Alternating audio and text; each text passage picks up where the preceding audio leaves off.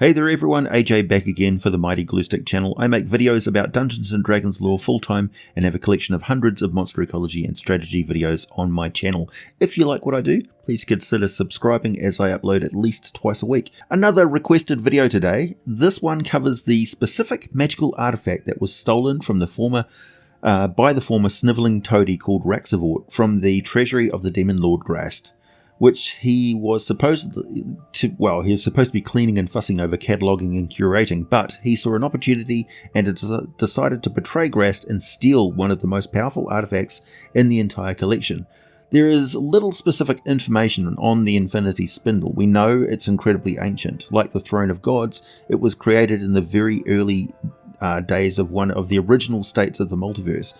I say one of the original states because, as we know in Dungeons & Dragons, gods alter reality. They create and destroy things. They use magic means to travel through time and so on. So the universe of Dungeons & Dragons has altered many times, quite a lot, and no doubt will do so again in the subjective future. The Infinity Spindle is a crystalline shard that has the power to grant divine power to whoever possesses it. How it was created, who it has been used by, what role it has played in the multiverse up to recently are all a complete mystery. It may be that it has not often been involved in worlds where most D&D stories are set. It is a big multiverse and there are many artifacts all over the place. What we know is that Graz'zt at some point made a point of getting it, using it, and eventually grew beyond its power, but knowing the potential danger of letting anyone else own it, he locked it away along with his other items and his stupendous wealth in the huge vaults beneath the enormous Argent Palace in his city of Zelatar. Actually, I'll take a moment to describe the Domain of Grest because it really highlights how you think you know the Abyss, but you really don't know the Abyss. Zelatar spans 3 different planes of existence, each one connected by both the city and a river of salt. Together these, the layers numbers 45, 46 and 47 are all known as the realm of Azagrat. Essentially, it is like 3 worlds controlled by one demon lord, an interdimensional empire. The first world, layer 45, is a bleak, windswept steppe with a swirling, perpetually grey sky. All sounds are swallowed up by the wind, fading quickly into the background gale, which whips and moans across the broken, unremarkable landscape. There are no other notable landmarks in this realm other than the city, though no doubt the place has countless secrets hidden away in dungeons, lairs and hideouts dotted around the place. Without a method of navigation much better than a map, it's extremely easy to become lost. Travellers barely remember details that they do find, even forgetting that they may have visited a drab and depressing town. They will recall the people and animals they saw in their journey. They'll have no idea where they saw them. It's a particular aspect of this plane of existence. The residents of Zelatar will only refer to this place as either in the city or outside the city. However, there is one famous location that is known that is called the Viper Forest of Zrintor. In a marsh of salt with pits of quick salt, in the muted light of this gloomy, windy land, great trees that are actually some sort of a cross between a plant and a snake grow from the ground. No other life exists here unless it can somehow survive in a forest made of carnivorous snake trees. Travelling through Zelatar via the passage of the River of Salt, guarded by heavily enforced toll gates that extract exorbitant fees from all merchant travellers, the next layer is a lurid landscape with a sky that is black during the day but deep grey at night, and the land itself shines with stark white glowing in some places but deep shadows in others, and all this casts weird reflections and patterns up into the sky that are quite spooky but also fascinating. Again, the city of Zelatar grows through the realm and into the last, which is also a glowing realm but under the intense light of a blue sun. This plane is highly valuable to Graz'zt because it has altered physical laws. On this plane, heat and cold behave unlike anywhere else, often acting in the exact opposite way than it is expected. Fire burns with blue and purple, and cold magic instead becomes hot. The Tanari who dwell here for long enough seem to absorb these strange properties and become vulnerable to fire but completely immune to cold. Mephistopheles would dearly love to take this plane off of Graz'zt's hands, but to do so would mean a full invasion of the Abyss, which is something the devils long ago learned was quite a bad idea. The blue light of the sun on this plane casts everything in stark light and seems to blur the fine details of everyone's faces, making it much easier to sneak around in plain sight, but artfully disguised. Within the city of Zelatar, merchants from many worlds find one of the very, very few safe havens in the Abyss. But even so, these streets teeming with exotic and horrific wonders of the multiverse are also home to Alufiends, Cambions, Tieflings, and the estates of Mariliths and Lamias and the haunts of Bodax. The pleasurable establishments of succubi and the lairs of many demons. Raxivort doesn't care to stick around anywhere long enough to describe the day-to-day details of this place. He tends to flee when he is correctly identified. However, there is the city outside the palace, and then there is the Argent Palace, itself a city-sized area that contains, well, I could go off for hours about what real and imagined horrors and pleasures the Demon Lord keeps here. The list of imagined horrors and wonders are a lot fewer than the real ones. So, in this city of traders and the outlaws of the multiverse, this den of vice and villainy, nestled in the most famous trove of treasures and devices of legendary wonder, is Raxivort, tasked with maintaining this collection by the Demon Lord of vice and temptation. How long was he doing this before the desire for these treasures overcome his fear of Graz't's wrath? Well, I imagine it was quite a long time, because Graz'zt is extremely scary. Maybe one day I'll be able to talk about the things visitors to the Demon Lord's palace may witness, but that subject is very, very far away from family friendly, and I'd request that you speculate about this on the Discord server, not on the public comments section under this video. Thank you kindly. I think the best inspiration for Raxivort's character might be the disabled outcast from Spartan society, Affiliates. In a limited way, we don't actually know where in the multiverse Raxivort came from. He was not a demon.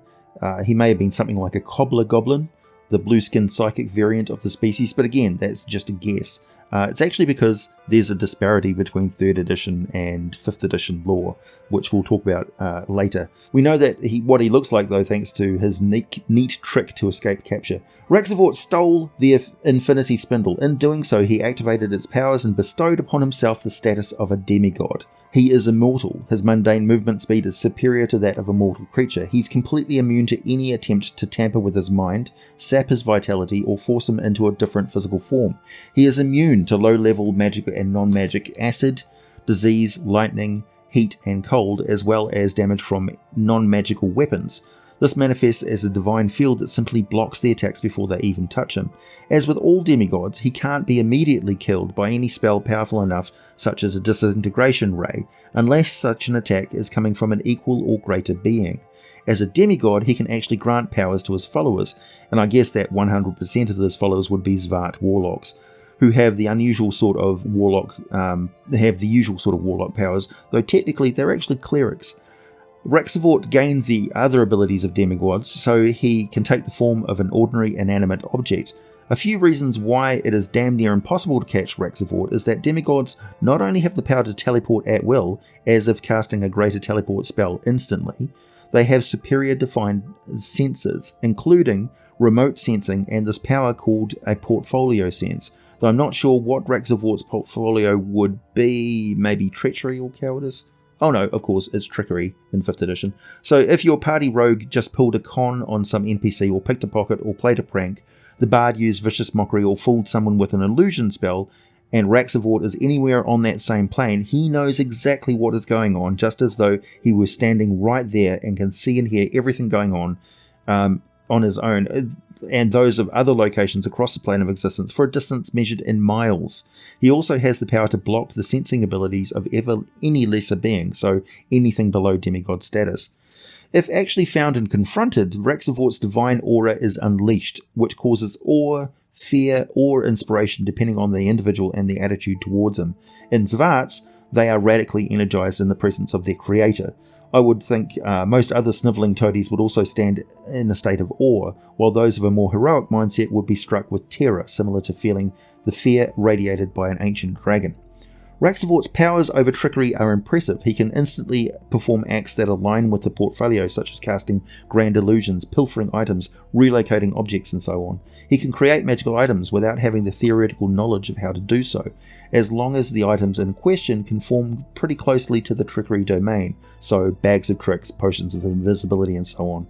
He also created his own demi-realm, and he is capable of creating other lesser beings. The first time he did this was when he covered his escape from Zelatar City by creating a massive rat infestation in Fogtown on the bleak 45th layer of the Abyss, and the Queen's Causeway, the undermarket connecting Fogtown to Galengast, which is Zelatar's neighbourhood on the plane of weird shadow and light on the 46th layer of the Abyss. This massive rat infestation made life quite difficult and extended to practically every building, making it hard to control and combat.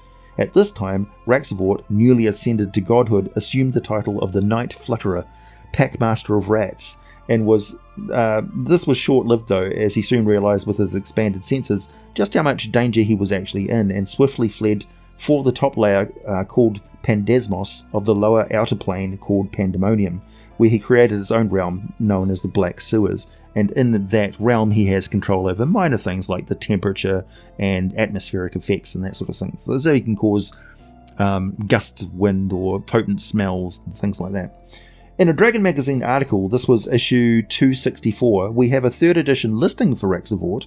It lists his portfolio as rats, were-rats and zvarts. I'll skip over the stats and just give you some of the juicy details of this lesser power of Pandemonium, because they're actually quite different in many aspects from 5th edition, and clarify a little bit where the inspiration for this character came from, and also the powers of the Spindle. Also, it's super confusing because the old Greyhawk version of him, which is a zvart, so he didn't create them, he was one that became a demigod, and here is what is conveyed in that article anyway. Raxivort was a zvart on Earth who, with unprecedented ambition, he gradually rose to rule over all zvarts on that world, and not satisfied with that achievement, started to make contact with other beings in the multiverse. This is where he came into contact with Graz'zt. He performed services for the Demon Lord, so he was a warlock of the Demon Lord, who became appointed as Graz'zt's Master of Slaves, which Raxivort pretended to be honoured and gracious about, but all the while his eye was on another prize concealing his true intentions. After several centuries, the cunning Raxivort accumulated enough trust and power to loot Graz'zt's treasury and use the arsenal he found within to attempt to wrest control of the 45th layer of the Abyss from its master. The battle between Raxivort and Graz'zt actually lasted for several months, and neither side were getting the upper hand.